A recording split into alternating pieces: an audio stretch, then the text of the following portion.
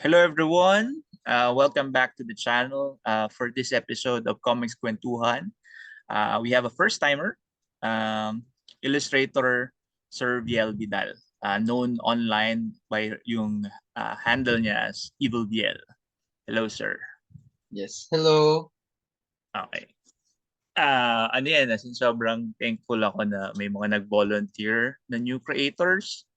Uh, are you a new creator, newish? When did you start? Well, not necessarily new kasi uh I guess I've been creating since college naman, which was age reveal na natin. Nag-start ako sa UP mga 2012, graduated 2016.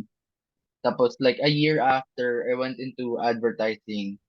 Tapos so that's around 2017 ata na I decided to fully go freelance as an illustrator. So I guess kung talagang ipipinpoint natin when ako nag-start mag-create ng stuff talaga, siguro around that time, 2017.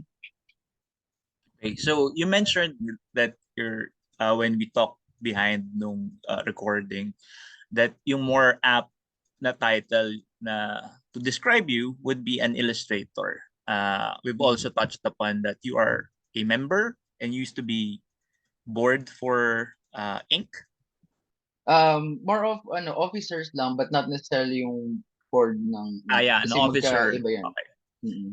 Officer of Inc. Which is yung ilustrador ng kabataan. Yes, correct. An organized uh, group of illustrators for children's book and children's Mm, book kasi kabataan. yeah. Actually, madali siyang ma-confuse kasi yun nga, you see children's books na pangalan. Pero, yes, of course, we do deal with children's books. Pero it's more of, ang aim talaga namin is to be more of like a support group for children's books illustrators. So talagang, parang ang isa sa mga focus talaga namin is yung members namin na also illustrate for, children's books. So this is ano talaga no, it's a like a guild. Mm. Ah, It's an organization, nationwide organization. In fact, it's the oldest and still running organization that deals with this kind of thing. yeah, illustrators. Basically, Mm-mm. Mm-mm. it's nationally recognized din naman, so that's good. It's something that's missing with since pumasok ka din with sa comics community. Something that's missing sa comics community.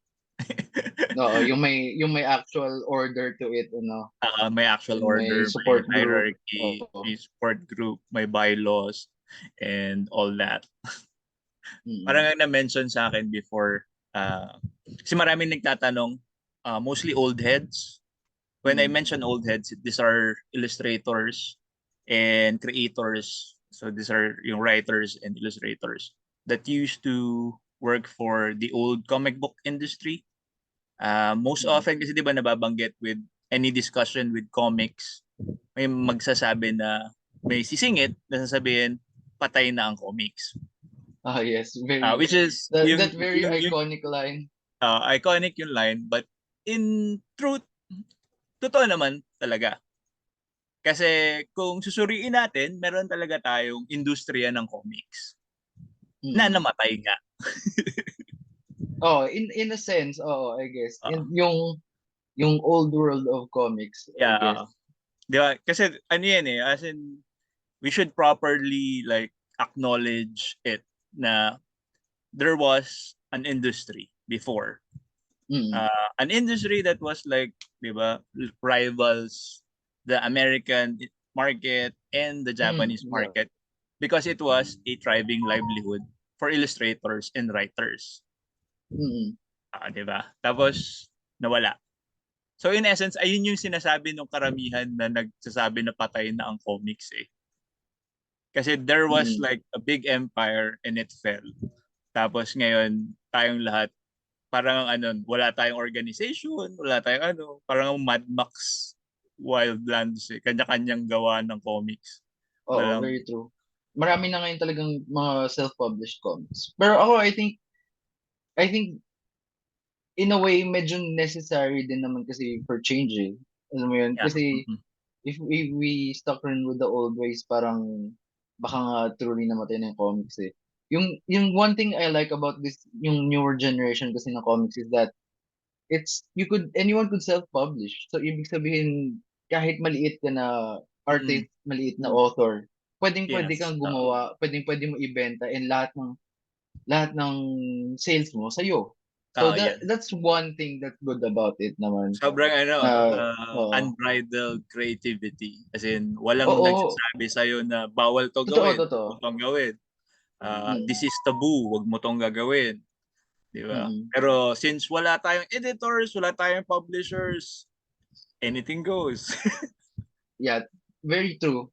I've seen that in person. I've seen some comics that are being sold na very could be controversial or very na pag may editors, alam mo yun, they would definitely persuade you out of it. Pero yun, like anything else, there are pros and cons to it. Pero I think naman there are more pros that come out of it na alam mo yun, na you could basically govern yourself when making your own comics na. Yeah. Speaking of making your own comics, medyo nag-jump into tayo sa meaty part ng conversation kagad about industry and community. Uh, to introduce si Sir Viel and his works para sa ating mga nakikinig and nanonood sa Kwentuhan, Sir Viel sent me a couple of yung works niya I read before our interview and ang galing actually ang galing nung uh, pinadala niya. Two of which was parang based on yung, is it your own interpretation of yung mga beliefs natin? ah, well, first of all, thank you. Second, it's more of kasi alam mo, I just wanted to write something in my own terms, very stupid. Kasi parang there usually beliefs or origin stories that no one really asked for. Tapos ginawan ko siya ng medyo BS na origin for it. Tapos I kind of like making poems then sometimes. So parang I Mm. tried to frame it that way using yung writing ko using poetry and ganun. Parang it could also feel like an old fairy tale, parang ganun. Yeah. So wala na, yun Well, lang siya. very apt yung title na Stupid Stories. Yeah, like Mm, you said, it's like origin stories for certain beliefs na probably started with a stupid story then when somebody asked, mm, bakit nga ba tayo naniniwala ng ganyan? And somebody like higher in yung sa society hierarchy nagsabi, kasi ganito. Tapos kailangan yung paniwalaan tong bullshit na sinabi ko. mm. Or parang I guess equivalent nila could be parang memes, kumbaga na parang like yung first na ginawa ko was blankets. Uh, Wala talaga may alam nung or parang I can't even find research na yung sa belief na you have to tuck your feet in yung into your blanket para demons won't get them, parang ganun. Parang it's Di just ba? something that people believe lang all of a sudden, and like well, it's hard to trace tapos wala kang maano. So parang yun yung naging basis ko talaga for everything, yun na parang just gagawa ko na lang siya ng sarili kong story, because why not? Mm. When I read yung two stupid stories, which is yung dalawa, which is yung blanket and woods, I see a lot of yun nga, yung influences mo with storybooks. I guess that's Mm. where yung discipline mo coming with yung sa INK. But para mas clear sa aming lahat, what are your influences in creating those kind of stories? Well, again, writing wise, it's just mahilig rin talaga kasi ako sa mga stories na nakakatawa or parang alam mong medyo nonsensical, Yeah, gano'n. So partly yun din yung nagfu-fuel sa akin for writing them. For illustration and other things, I'd like to believe kasi it's a compilation of a lot of different things. It's a combination or compilation of a lot of different things. Kasi for example, pag comic right now, ang person na that I really like yung style. Sometimes ano, parang I try to break it down and analyze it. I love yung works ni Dan Mora, Mm, who works for DC. Marami siyang Batman, Nightwing stuff.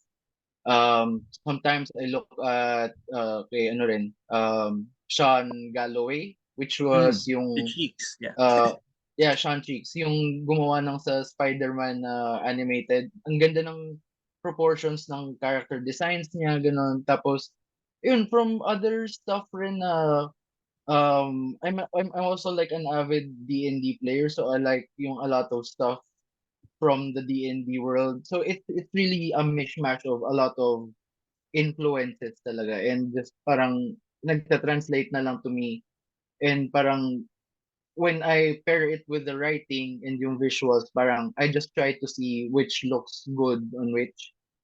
Sa stupid stories, basically, parang masasabi mo rin parang baka may makikita ka rin ding influences of Adventure Time or Steven Universe, kasi I really love those when I was in college. So parang naisip ko when I was making stupid stories, since alam mo yun, medyo nonsensical yung stories, yung art style could be a little bit more, whimsical, a little bit more childish. Um, tsaka uh, parang to be more efficient for me, mas okay sa akin yung ganun kasi mas mabilis for me to produce yung ganung type of art style. So ayun, parang those are the things na talagang that influence me when making different types of comics. Eh.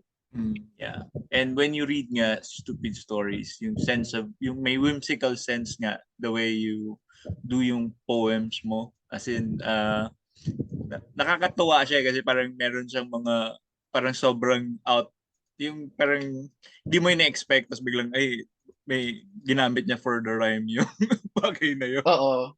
Oo, yun, parang that's part of it. It's not just yung mismong origin ng story, even the writing could be stupid kasi parang alam mo yun, I could be using very old English or Yeah, di parang ba? very rhyming tapos biglang lalagyan ko ng modern dialogue or Di ba? Parang modern jargon.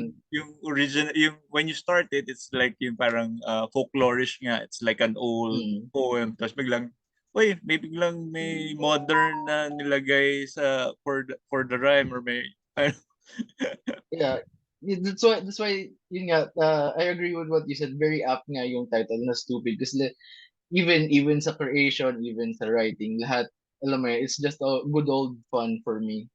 Yeah, and it shows in the work. I really appreciate yung mga work that when you read it and when you look at it, you know that it does not take itself too seriously, and the creator was having fun when he was doing or she was doing it. Para kasing ano yun, may energy talaga. May energy transfer yung mga stories and Mm-hmm. artwork that we do. And Yeah, oo. alam ko I agree. wala siguro, wala tayong study na mababasa about it, pero you feel it eh. Pag nakakakita ka ng work, kahit gaano pa kaganda yung work, you feel it na parang masyadong sterile, masyadong clinical to. Parang ginawa lang to nung artist na Mm. dahil For work, gano'n, for or work. parang for Tapos to you meet a see something deadline, na gano'n. parang alam mong nag-enjoy yung artist when they did it. And that's Mm. what I seen yun sa work mo. That's dun sa stupid stories. The other story that you sent me was like very personal, dude. It was very heavy. Oo, it was. Yeah, medyo, yeah, that's why parang I also asked na to be introduced more of an illustrator or more of an artist kasi personally, I like yung branding ko as it's not necessarily attached to a type of work or it's not Yeah. attached to a single style. Yeah. Kasi I like to think na yun nga as an artist na kung ano man yung gusto ko i-try, Mm, magagawa ko naman ganun, yeah. or Oh. parang alam mo yun, parang it's more of being, I think people were throwing out the term na parang artist chameleon ganun. Parang gano'n nga na, yun na parang everything na ginagawa ko at least man lang, I put myself into it. So that's why kahit yung story na yun, it's very Yeah. Oh. personal.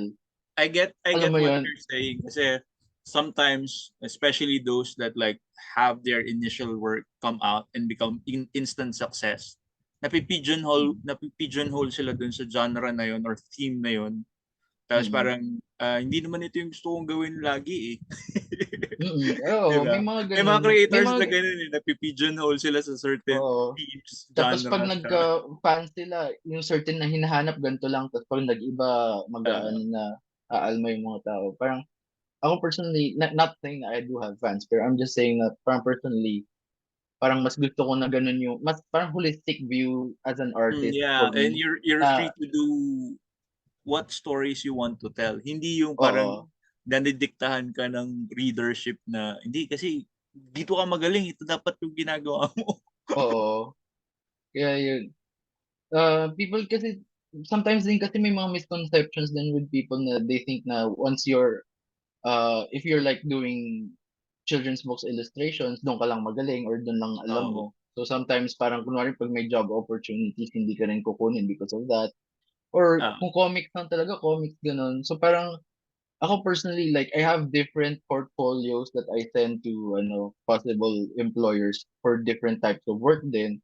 Parang I used to do storyboards din for ad agency, yun nga, children's books, sometimes, comic stuff, humihingi ng portfolio. So, parang for me, mas gusto ko yung ganun na holistic approach mhm, talaga. mhm, mhm. And ano yan, just want to add na when I looked at yung work mo, may finesse eh. So I know that you have like a good grasp of storytelling with visuals. Mm. Kasi yun nga, yung images that you use really helps with telling the story. So ano yun, ang galing kasi magaling talaga. Those two stories that we are talking about, stupid stories and yung the other one, the Hiraya Online, which was very heavy, based on the personal experience as I've read dun sa afterword mo dun sa book. Where can Mm. our viewers read it or buy it? Well, kasi, for example, yung Magic on Mount Hiraya, I recently updated it. Before, it was on PenLab. So, yung nasa PenLab is yung first version of it.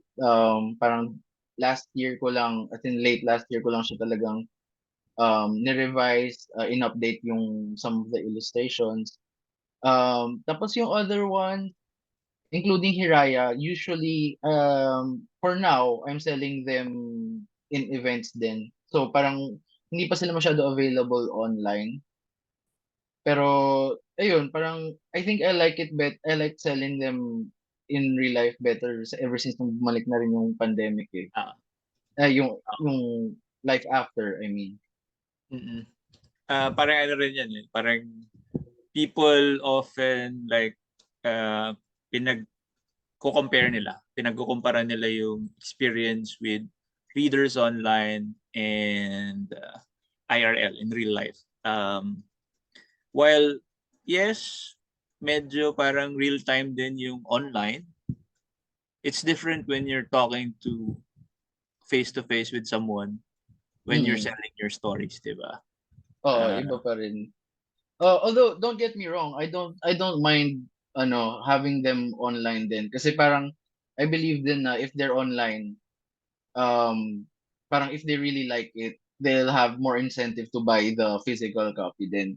Pero hindi ko lang masyado sila nag-post online kasi mostly I've been busy with a lot of stuff or paminsan tinatamad lang ako, uh, honestly. Pero ayun, like online and offline, I'm pretty much okay with either of them naman.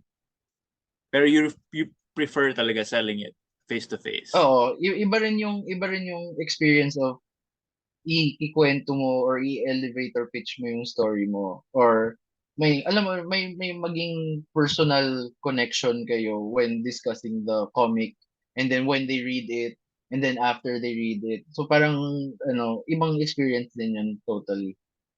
Mhm. So, ayun nga, you touched upon that yung Hiraya when meron ka ng mga na-revise or inedit sa Hiraya from yung Mm. initial that you posted sa Pen Lab. That's one thing din na medyo gusto ko with our current setup with the creator community and the way they release books. So even if you like buy a book at one event earlier, say like 4 years ago, and you buy the same book uh, today, uh, our creators are not beholden to like a publishing deal or anything, and they keep improving some of their older Mm. works. Oo. And That's a really good thing. Oo. di ba? Tapos if you have the original version and you have the new version, makikita mo yung artistic journey and growth nung creator, like yung Oo. maturity ng storytelling nila, yung maturity nung how they praise yung mga words that they use for their stories. And nakakatawa Mm. siya sobra as someone na sobrang fan ng medium na comics tapos nakakakita ka ng ganun. I Mm. usually tell nga yung mga nakakausap ko sa kwentuhan na kasi karaniwan kinakahiya nila yung mga luma nilang works. Sabi ko hindi, as in Mm. ano yan siya eh, as in learning experience siya for our readers and ourselves din na makita yung luma nating works and see how far we've gone.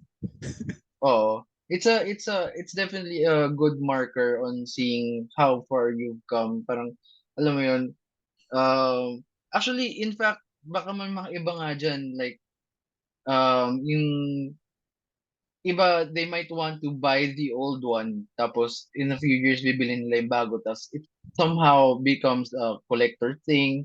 Tapos if the comic or the artist really blows up, alam mo yun, tataas na yung value. There's a lot of benefit nga talaga for that, for having, selling and, updating. So aside from the three stories comic book that you sent me kanina, you also sent a picture book which is like very funny. Yes, yung I don't know if pwede ko ba sabihin yung word, yung title niya here. Yeah, oh, weird ass dragons. Yeah, Yeah. Weird Ass Dragons. Parang it's a little bit of, I guess for me, it's a mix of picture book, pero may pagka-sequential storytelling pa rin siya kahit papaano. Pero that one kasi nag-stem siya from an old Inktober na I just really Mm, wanted to draw dragons na are really stupid looking. So mm, again, parang it's also part of me having fun pa rin. Tapos parang after that initial Inktober na dragon, parang I said, I wanna do more. Tapos I mm. did. Tapos parang nilagyan ko na siya na outline, ginawa ko na rin siyang story. So parang ganun. Sometimes I like yung mga I guess unorthodox storytelling din na parang more of Yeah. zine siya or parang comic din na hindi mo rin maintindihan. Pero it's nice Uh, pa rin. yung it's still comic book even if it's not yung usual na paneled work na Mm. we're familiar with. And actually, when I'm looking at it right now. When you said that you were influenced by Adventure Time, mas kita dun sa Weird Oo. Ass Dragons. That one kasi that's really old na actually. Parang it's one of my first few talaga things that I've made. Nung time na yan, wala pa akong iPad or mga anything digital. So talagang ano yan, inked yan, tapos on paper, tapos kinan ko, tapos inayos ko kung linis ko na lang. Parang ganun siya. So parang, yun nga, like you were saying earlier, parang it's a good marker for yung past work mo na Mm. makita mo rin yung kumbaga yung evolution as an artist, as a writer, ganun. So aside from this four that you've sent me a sample of your work, do you still have other books na you're selling at events? Well, na comics or books lang in Comics general? in general. Comics, Comics and books then. Okay. well kasi recently parang medyo na wala na akong stock of it, pero sometimes I sell kasi yung latest na children's book ko, which is ang buhok nga naglimpyo kag suba, which is a children's book na written in Kinaraya, which is a Visayan language. I'm sorry. So So parang yun, I've been selling that tapos it's published by Aklat Alamid nung 2022 nung December. So parang I've been trying to sell that. Aside from that, it's not really out yet, but I'm currently working on something with Patty Ramos. Kasi Mm. we were chosen I think 2020 or 2021 as Picof finalists. Mhm. So parang we're working on a comic called Seaball. Medyo we're taking our time with it kasi we really want it to be good. So Yeah. Patty's mostly writing it, tapos I'm currently illustrating it naman. So yun, that's one thing that if people wanna look forward to, that's something that we are now. Pero I don't see it finishing like super super soon. Pero I'm working on it. Oh, I was gonna put you on the spot sana kasi 'di ba July is Picof and I was gonna ask, Oh, oh, exactly. magiging available na siya. Hindi ko pa sure eh. Pero yun, but I am working on it. Kasi there's like a lot of good titles that's been announced with great creators for Picof and parang kaming mga readers is parang hindi mapag-intay kasi we know the caliber of all the creators na involved. So usually yun nga, pag nakarinig ako, uy, meron kang Picof book. So, kailan? Yeah, we're working on it. Parang I think writing wise tapos na kami for the first few chapters, pero illustration wise parang I'm still getting there. So is the book like an all ages book or Well, okay, marketing wise, ang plan talaga namin is to really aim for medyo teens or young adult? medyo young adult. Pero I feel like with our story naman, it could basically reach a wider net. Kasi it's mostly about, dealing with um generational cycles, parang things that you deal with family then and with growth as a person into adulthood ganun. Kasi the title of the comic is Tibol, which means growth, 'di ba? So parang ganun yung storyline namin eh. So parang I think it could reach a wider audience pero yung main namin talaga is probably yung mga teens to young adult kasi yun yung mga most na affected ng ganung kind of story. Yeah, okay. So that's something to look forward to. Seaball by you and Ma'am Patty Ramos, yes. Ramos. Yeah. Yeah. Okay. Yeah, I should really invite din si Patty kasi Mm-mm. oo nga, medyo maganda rin yung journey niya as a creator. I Mm-mm. remember nung ka-group pa niya sina Julian before. Mm-mm. Mm-mm. So anyway, Dami niyang nagawa maganda. going back sa journey mo as a illustrator and a comics creator. So you started as a children's illustrator, children's book illustrator, or was it like Mm, parallel siya na sabay nang nangyari? yeah, I would say parallel kasi parang yun nga like I like the holistic approach. So even then parang when I'm trying to kumbaga level up one skill, I try parang nadadamay din naman yung other skills with it. Parang alam mo yun, rising boat rising tides lifts all boats for me na situation. Parang ganon. So parang kasi to think about it as an artist, parang if you're working on a certain part of art, kunwari let's say character design, eventually magfa-flood into ano rin yan eh, into your other works, into comics, kahit sabihin mo you go into animation, or even sa children's books. Kasi character design is part of ano eh, the art process din eh. So parang, alam mo yun, the good thing about yung holistic approach ko is yun nga na parang everything I work on it more or less kind of like at the same time talaga. Especially So, since mm, nag-freelance ako. since nag-freelance ka, one thing that's been a part of the community, the comics creator communities goes hand in hand with the event scene. Mm. Kasi for the longest time, most of the comics creators, ang sales nila is not from shops, it's not from online, but usually sa events. So Mm. where first mo ka nag-event? I think well kasi before when I was in college sa UP, parang technically syempre it's like a little thing pa, especially pre-pandemic. Parang may nagkaroon din kaming art fair doon, tapos like a bunch of me and my friends decided to sell stuff together. Tapos eventually parang um I think yung pinaka major talaga na event na una ko sinalihan was Comic, and I was with mga ex-advertising friends noon. Mm-mm. Tapos eventually yun parang I've been trying other events na rin. So how was yung initial pagpasok mo sa event scene? Oh, it started really slow. Like, I mean, right now, I could actually see na it's better. As in talagang may improvement sales-wise and yung mga sa merch na ginagawa ko. Pero, I started slow rin talaga eh. As in, may times na, kasi I also tabled with friends, so hati-hati kami sa table. So parang talagang mahina rin yung income, pero alam mo yun, learning ano naging learning events na rin yun for me Mm-mm. eventually. Pero yun, like it's very normal to start talaga na really slow with these things.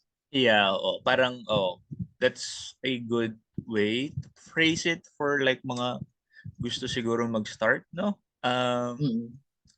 Not everyone would have a spectacular beginning sa Mm. event, 'di ba? Parang uh, and not every time maganda as in, but like you said, take it as a learning experience na you'd learn how to sell your stuff, you'd meet people that are interested in your stuff even if they didn't buy. Kasi parang usually, di ba, may mapadaan pa lang. Ako, Mm. natutuwa na ako kaagad dun eh, pag may dumaan, tapos pinick up yung product mo, tapos tinignan niya. That means na Mm. interested siya. Might Oo, be, nung day na-catch na yung yun, wala attention siyang mo. pambili, pero he or she was interested. So, Mm. yun, as in yung mga ganung bagay, tapos pwede mong kausapin yung nag-pick up, and you Oo, could sales ask talk them, basically. oh, di ba, Oo. sales stock mo, or you could ask them, bakit yun yung pinick up niya, ano yung nakita niya interesante dun sa work mo, and you could like Mm. work on that, more on your other products. Mm. So, uh, fan reactions, reader reactions sa books mo. You've heard my reaction sa work mo, and nga parang unfortunate and sorry na hindi ako nakakabili sa'yo during the events It's kasi okay. sobrang Mm. hindi, yun nga yun yung ano ko yun din yung sinasabi ko na not because hindi kayo nabilhan ng somebody that doesn't mean na hindi nila gusto yung work nyo.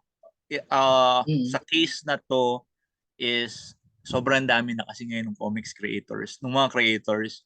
And Mm. usually kasi smaller events, you could buy everything like for 4,000, 2,000. Pero ngayon hindi na kaya ng ganun eh. Hindi na. Oo, mahal na lahat. Yeah, I agree. You don't have to buy from everyone. Sometimes you literally can't talaga buy from everyone kasi, Even if you with want our to, yeah, with our economy and your everything wallet happening, will talagang stop you nagmamahal. talaga. Oo. Parang, pag mga ganun lang sinasabi ko na lang na, or parang, ang ginagawa na lang nila is nagpo-follow na lang sila. Kahit mga ganun, very much appreciated na rin yun Ah, for artists eh. Oo. ano yun, happy ako nakita ko yun yung parang meme or pictogram na sinishare na yung things to do to help creatives for free. Mm. Di ba? Oo. Like niyo yung work niya, comment kayo na encouraging words or constructive criticism kung may nakita kayong medyo sablay dun sa work niya. Pero it's always pays to be kind. As in, kung may nakita man kayong mali, di ba? Kasi ngayon parang Oo.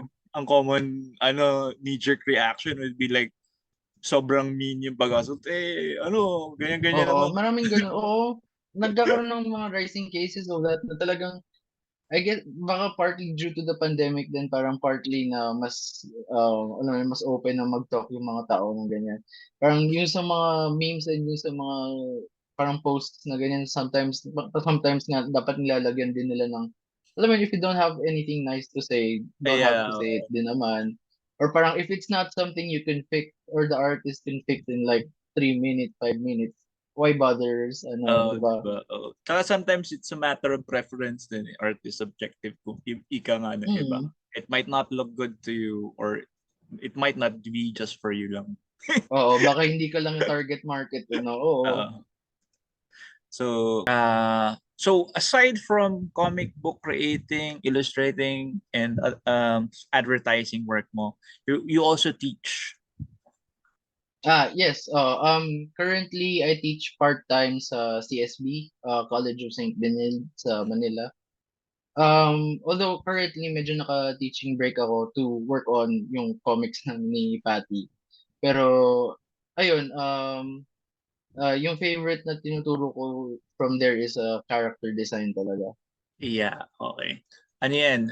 Character design is foundation for um, good stories, good iconography, good everything.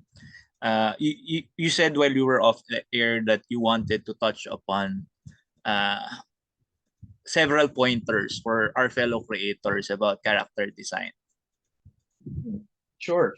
Um, well, kasi little background lang kasi sa CSB, I teach under the animation program. So yung character design ko is mostly aimed for animation. But ang sabi ko nga sa students ko, one good thing about it na ako yung naging teacher nila is that may experience ako not just from animation. So again, it's the whole holistic approach na yun, I have experience sa children's books, in comics, and whatnot. So parang yung mga ganong approach, madadala rin nila whether or not, tumuloy sa animation sila or they want to pursue other things or kahit sabay pa nga in actuality. Pero, ayun, character design talaga, it's a lot of, kumbaga, I would say na it's something that would carry out throughout your whole project, kahit animation pa nga or children's Mm. books or comics. Kasi kung paano mo gagawin yung design ng character mo, yun yung gagawin mo for the whole time. I mean, I guess pwede ka namang mag-update and all, pero para lang rin, it's also to keep your characters consistent within the same book. Parang ganun. Mm-mm. Kasi how you design it, parang like yung sa kwento ko nga kanina with the stupid stories. Kasi I know na I'm gonna draw these characters over and over again. So, yung design ko sa kanila was, I used a more simple style talaga for it. Para lang mas madali siyang i-replicate, mas mabilis ko siyang magawa, and ma-ink and all of that. So parang, isa talaga sa mga first steps in making almost any creative project na may characters is character design. So parang that's a very important part. Um, Yun nga, and it really applies to a lot of other mostly yun nga literature or animation or other media kasi nga even sa children's books parang yung sa publishers parang naghihingi din sila, depende sa publisher, pero nanghihingi rin sila ng character designs mo for yung characters ng book. So talagang it really helps na if sa simula mo pa lang i-design in a way na it's something na hindi ko magsasawa i-drawing. It's Yeah. something na still looks good, pero alam mo yun na it will help you out in the long run. Plus, yun, like yung napag-usapan natin before na it really catches people's eyes. Yeah. Parang Okay. a good example would be yun nga yung kay Sean Galloway, kay Sean Cheeks, yung art style niya sa I think Spectacular Spider-Man. Makikita mo kasi sobrang unique siya and yung proportions niya talaga and yung mga curves ng mga Mm-mm. illustrations niya ng character design niya. Parang ako for me, that's what got me hooked on it talaga eh. Yeah. Um, I mean, maganda rin yung story and animation and everything, pero at a glance, yun talaga makakatulong rin sa'yo eh, character design. So at a Very glance, pag specific nakita yung ng sinabi tao, mo, sir. oo. at a glance. So usually, yun nga, sobrang split second lang yung attention span ng mga tao usually. And Mm. your characters, so meaning your character design, is the identity of what you're doing. Di ba? Yun yung unang stamp of identity na makikita nila eh. Mm. So, having good design na parang nakita nila, uy, parang sobrang catchy tingnan nung character na yun. As in, ma-draw in na sila kaagad with, oh, ano yung story ng character na yun? Ano yung, ano, di ba?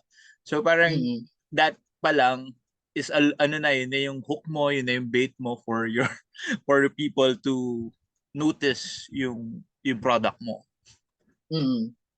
Yun, pero it really helps talaga, especially if nakakita sila ng character na either it's super unique, that really stands out, or parang sometimes then it's not even just ano eh, not just attention grabbing, it's more of makarelate sila sa character Hmm, na to. So yun. parang partly then ano, it's also kind of representation eh, kasi I've seen a lot of people comment din na pag nakita sila ng work na, uy, kunwari itong character na to mataba, and like nakarelate ako sa ako mataba din ako. So, pag nakita ko ng ganong character tapos siya yung main character, parang alam mo yun, it also helps rin with ano, with recognition and representation. Pag nakita mo yun, parang you'd want to know more about it and maybe eventually buy itong comic Yeah. na to or itong illustration na to. Parang ganun. So that's one good thing na parang to keep in mind with our future creators or current creators that's listening in to us ngayon sa pinag-uusapan natin. So, yun nga, it's good to have a good foundation and with a good story, good plot, yung good character designs also goes a long way if you ano to eh yung masasabi mong grunt work kasi ito yung Mm-mm. groundworks nung comics mo eh. Kasi this is before you do yung actual meat nung Mm-mm. pagko-comics or pag-illustrate ng story nyo eh. So if you have all this good foundation na pinag-isipan nyo kaagad before, kasi yung common mistake na pag nakaisip tayo ng kwento, diretso tayo kaagad, tatalon tayo, "Hindi, gusto ko yung drawing to," without actually Mm-mm. thinking of yung uh, each element nun is importante.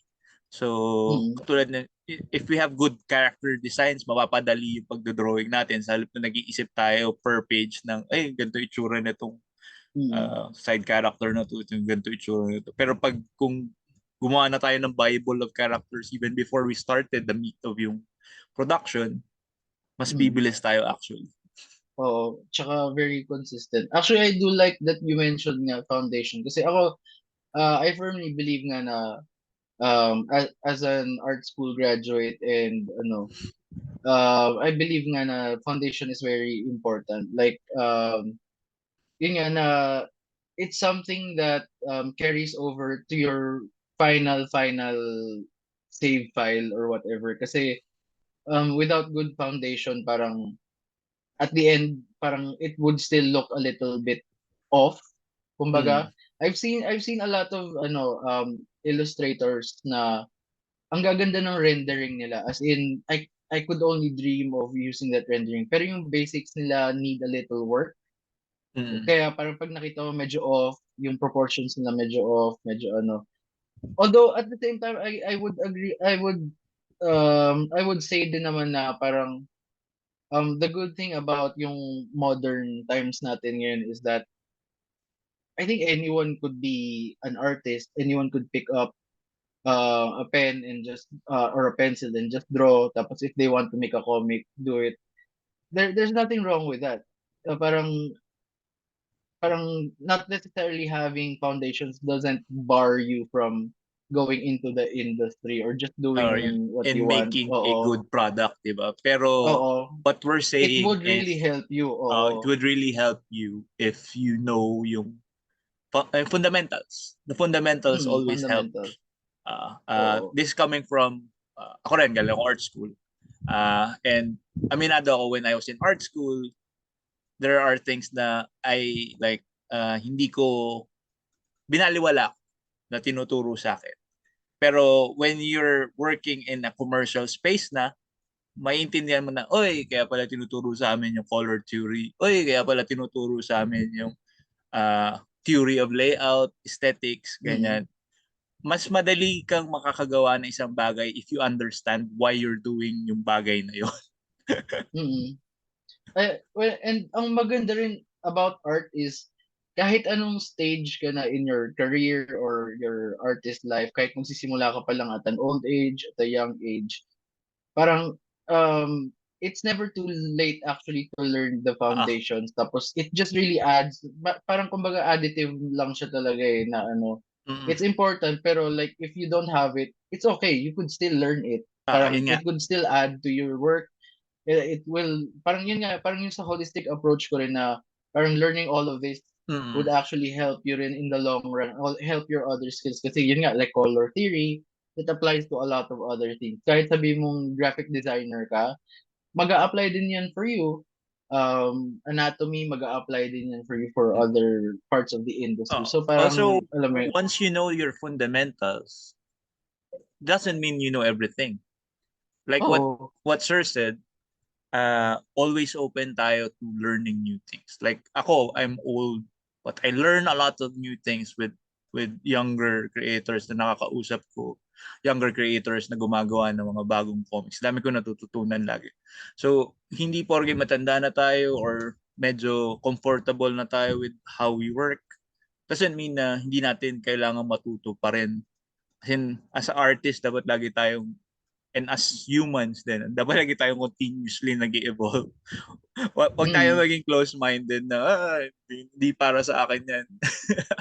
oo, agree ako dyan. Ako personally, throughout yung since nag-start ako fully mag-illustrate freelance, parang ilang beses ako talagang nag-learn and unlearn, relearn ng mga basics talaga. And it helped. And it's always there.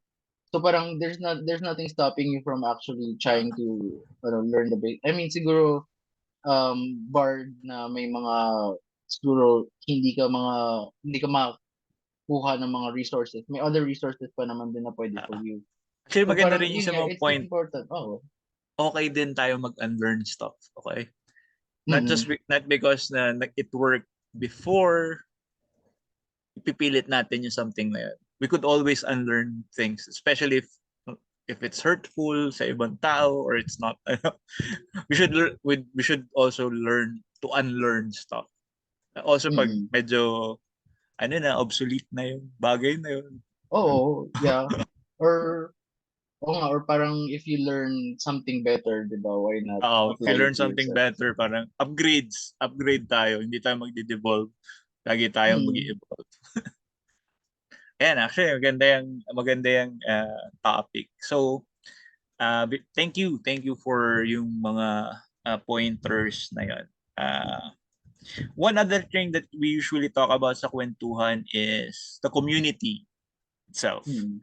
Yung comics creator community na sobrang um, ano ba magandang adjective dun sa comics creator community? Ah, hirap siya to just describe in just a word eh. Pero Di ba? Kumbaga ano siya eh, oo, sabi nga ni Shrek, para siyang onion. oo, Madami there are siyang layers. Oo, layers. tama. Marami Oo, lang marami layers. siyang layers. And each Especially, layer oh, para may especially, complication, may issue and everything. oo, especially right now na, yun nga, we were talking about yung mga generation ng comic. Parang ang dami na rin kasing nag-emerge ngayon ng mga younger artists. Tapos syempre andyan pa rin yung mga older artists. So parang each layer ng gano'n may different complexity din that comes with them eh. Mm-mm. Totoo, totoo. And usually, ano yan, may misunderstandings, probably Mm. because of generational things, of the way they Mm. grew up, ganyan. And sometimes, yun nga, katulad nitong ginagawa natin, it can be worked out with just talking to each other. Mm. Talking to each other ng on equal footing, as in nobody's looking down, nobody's looking up. Oo. Yeah, that's always good naman. Yeah, that's always an option naman talaga to resolve things. Pero, oh, yun, yung community, actually, I'm glad naman na we do have a community kasi that's still better than having nothing at all eh. At least may, kumbaga, may parang platform, yun nga, may platform tayo to talk to each other nga. Mm-mm. So, do you have anything like you want to talk specifically about sa community? Sa community, well, yun nga na, um, I'm very appreciative nga na meron kahit pa paano meron tayong community kasi first hand ko na na-experience din yung alam mo yun yung strength ng community na pag nagtutulungan din tayo or kahit just tabling at con alam mo yun, pag may mga nakatabi ka, nakakausapin mo lang, tapos may bago kang friend, or kung hindi man lang friend, at least may bago kang person na makikita mo baka gusto mo i-follow kasi ang ganda ng work nila. Tapos, follow back, ganun. So, alam mo yun, it's a lot, nakakatuwa lang makita yung ganong form of support. And I believe na dapat we should keep it going and, make it better. Not saying kasi na it's perfect kasi especially with the state of things right now, it could still be better. Pero alam mo yun, I'm just appreciative na may ganun tayo. Yeah, oo. And also, para sa lahat, kasi usually when I talk to creators, when they first uh, socialize sa community, feeling nila medyo uh, ano siya, cliquish or medyo Mm-mm. inclusive, ganun. Parang, hindi, as in, most of them kasi, most of the creators are more sanay na Introverted? introverted, ganun. Kaya ganun yung feeling. Pero lahat yan, welcoming yung mga yan. You ask them for their stories, you ask them for their point of view, you ask them for help for anything, sa suppliers and anything. Open lahat yan. Wala pa ako na-encounter na sobrang anong tawag doon? Sobrang hindi nag-share ng mga alam nila. Mm-mm. Oh, as in, sobrang bihira yun. As in, most of the creators that I know are very like open sharing with things that they know. Mm-mm. Oh, yun nga rin. Parang like how I teach my students. Kasi usually I handle mga freshmen. So parang gusto ko i-instill sa kanila na habang ganito kaaga pa na ako I personally believe in yun nga yung like yung holistic approach ko to art. I also tell them nga rin yung whole rising tide lifts all boats. So Mhm. kasi True. ang Oo. main thing na I really want to tell them kasi is as artists, as creators really, as creatives, alam mo yun, para maraming there's a lot of things stacked against us talaga. Kahit yung businesses, economies, whatever. Marami talagang things na would actually hinder us. So, why would we, have infighting amongst ourselves, di ba? Bakit natin naaway yung sarili natin? So, I keep telling my students na collaboration, not competition. Competition, yeah. Mhm. Oo, Kaya I kasi always harp on din yan sa Comics Kwentuhan. Kasi pang-anim na beses ko na ulit sabihin to since I started Comics Kwentuhan. Hindi tayo magkakaaway. Hindi tayo magkakaaway. Ulitin ko lang. Hindi tayo oo, magkakaaway. Magkakakampi tayo. Tama si Sir. A rising tide mm, lifts all lifts all ships. boat. Diba? Oo. So, Yun pag nga, may sumikat kasi, sa atin, maganda. oo, Diba? Anything good that any comic creator does ngayon reflects good on all of us. oo, But it as a goes community. both ways. If anything bad that any of us does reflects badly din sa iba natin. So if we have this infighting as we like shine yung spotlight on all the negative things, hindi lang naman doon sa taong sinasabihan nyo ng negative things nag-shine on yung sinasabi nyo eh. Kasi sa lahat tayo damay-damay Oo, doon. sa Same community with as a all the whole. good things that's happening. So let's not be toxic, let's not be negative all the time. Let's also highlight what each of us does for each other. Hindi lang Mm, for pati yung achievements ng each other, as in parang share nyo, as in the more people that knows about comics in general, not just a specific title, but comics in general will help all of us. oo. Actually, part of that din, parang, um, Kasi sometimes may mga na-encounter din ako or at least may naririnig akong stories about, you know, people na nag-undercut ng prices nila and all of that.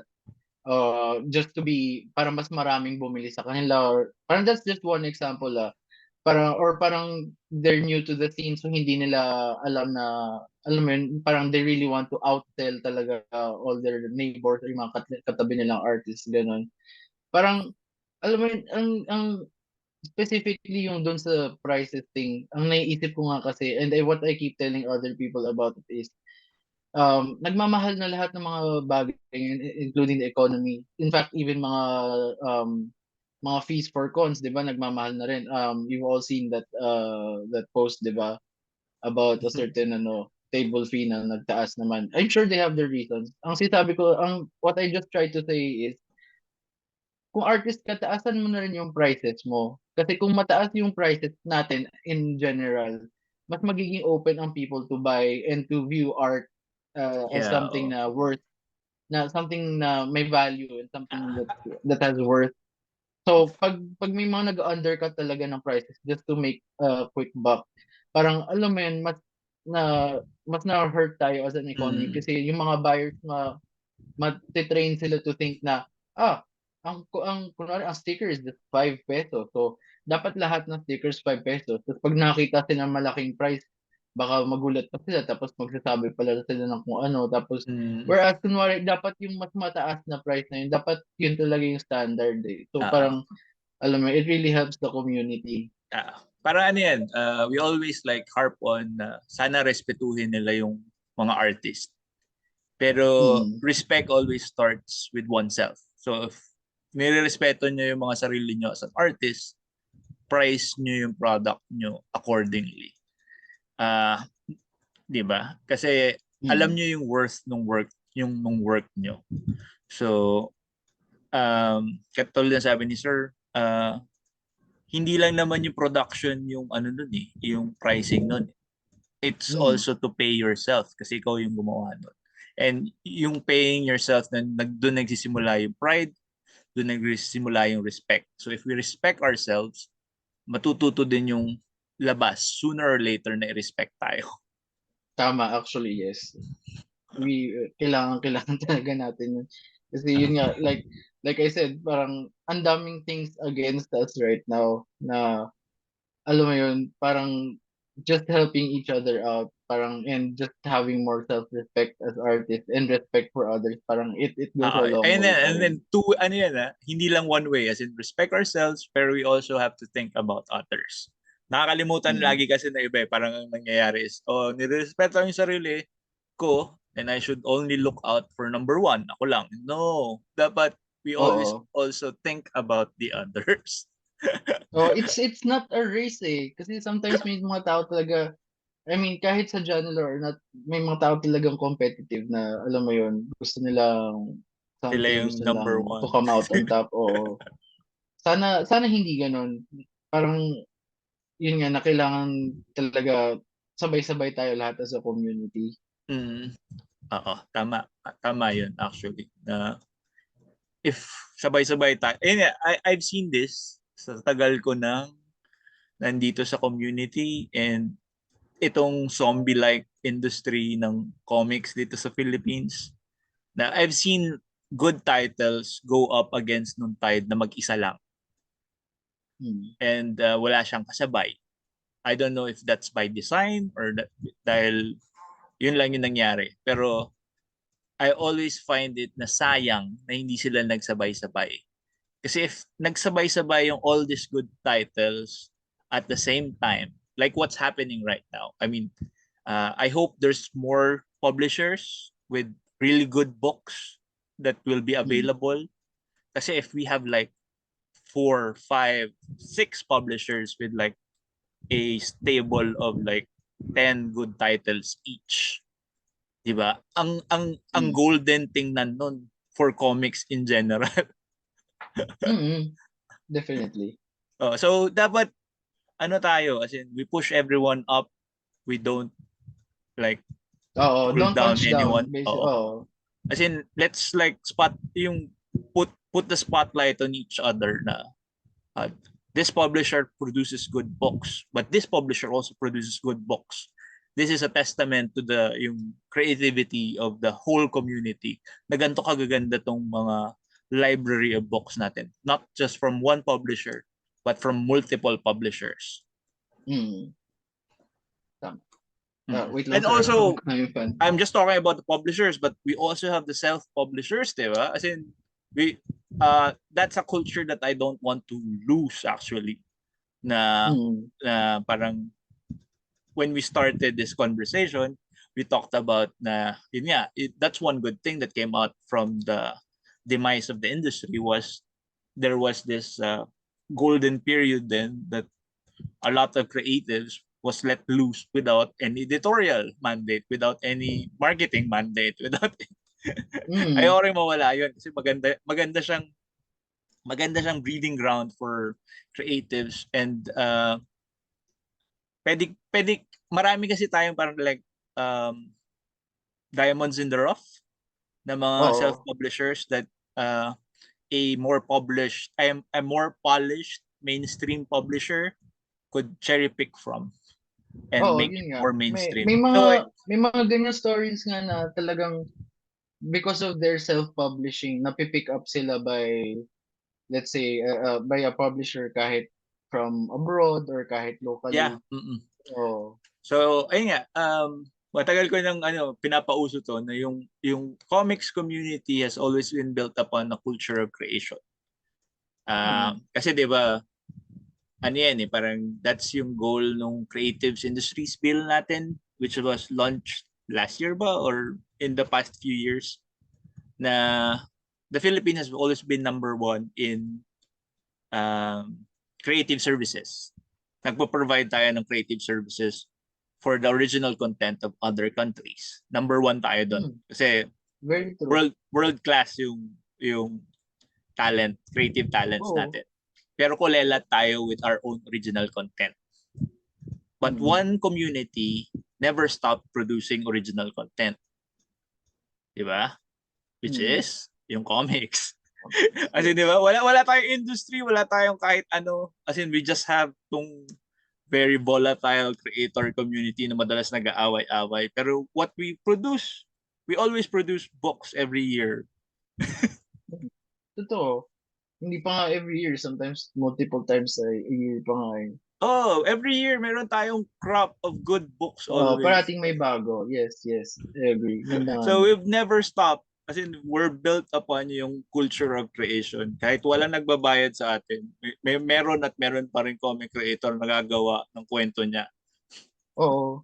So parang ano yun, babalik ka talaga dun sa question na patay nga ba talaga ang comics kung may gumagawa pa rin ng comics. Ah, Sure, it's ang not ang ano it's ko not doon is as semantics na recognized. lang yun eh.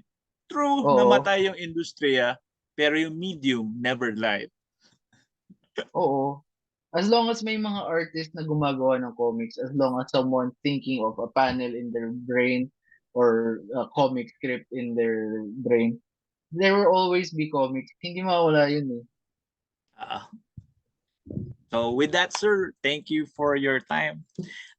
Usually I ask my guest a message. Marami tayong message na ano eh. As in, marami na tayong message na nasabi. But one last message for would-be comics creators and for those who are listening to us right now. Ah, that's easy. It's always to just keep creating. Kasi there's a lot of things hindering us from creating, outside forces, kahit ourselves. Pero sometimes when we stop, talagang doon nawawala yung momentum natin, doon nawawala paminsan yung opportunities. It's okay to pause and take breaks, pero just never stop. Just keep creating. Kahit maliit na bagay, kahit sketch lang of an idea in your head, or kahit may concept ka lang, gusto mo lang i-type down sa notes app mo or something, just keep, creating. Eventually, you'll learn more things, depende na rin sa kung gaano ka kasipag. But, alam mo yun, if you really don't stop, parang something good will eventually come out of it. Thank you, sir. Where can they find you? Your social, sir? I'm on Twitter as evilviel_art. I'm on IG as evilviel. Mostly doon lang naman ako nagpo-post. Ah, But so yeah. search natin yung Evil Biel and si Sir yung lalabas niyan actually. Mm. uh, uh, would you have upcoming events where they can find you? Currently, wala pa. Kasi, alam mo yun, last year parang ang dami kong sinalihan na events. Tapos, ibang malalayo. As in, pumunta pa akong Bacolod and Iloilo back to back. Nagkasakit ako sa gitna nun. So, medyo tinatry kong ano siya, Mag-scale down. lessen. Oo, Uh, i-scale down. Pero I think ang next ko na sure is sa Patron of the Arts sa summer, sa June ata. And once mag-open yung registration for Seven Lakes ata, baka mag-apply ako. And pag lumabas na yung sa Comic Con. uh, see you at the event, sir. So follow natin si Sir Biel. Support natin yung titles niya. Very magaganda yung titles ni Sir Biel. So, and para sa lahat na nakikinig, nanonood, whatever time you're watching or listening to this podcast daw, make sure that you share this to your friends para mas more awareness for our creators. Like nyo na rin yung video, follow nyo ako sa Facebook, subscribe to the channel, and yun lang. See you sa mga next kwentuhan. Bye-bye. Bye. Thank you.